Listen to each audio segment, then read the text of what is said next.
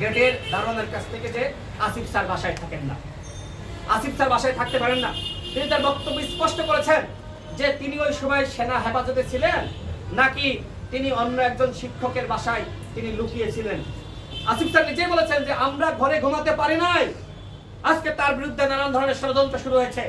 আমরা মনে করি এই ষড়যন্ত্র অন্তর্বর্তীকালীন সরকারকে অস্থিতিশীল করার ষড়যন্ত্র। আপনারা দেখবেন সবথেকে বেশি আওয়ামী লীগ প্রপাগান্ডা ছড়িয়েছে কার বিরুদ্ধে?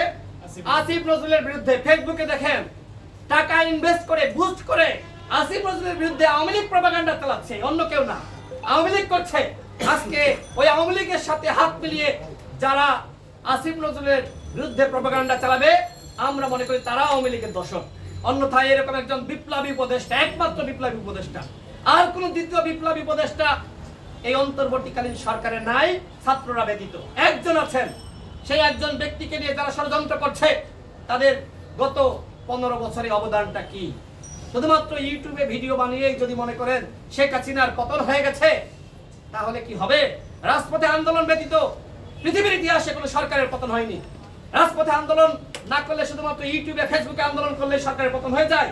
সরকারের পতনের জন্য দেশের 2000 মানুষ শহীদ হয়েছে। রাজপথের আন্দোলন ছাড়া হাসিনার পতন হয়নি।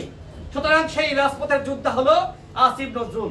এই রাজপথের বিপ্লবী যুদ্ধের বিরুদ্ধে যারা ষড়যন্ত্র করবে গণ অধিকার পরিষদ তাদের বিরুদ্ধে আন্দোলন সংগ্রাম করে তুলবে।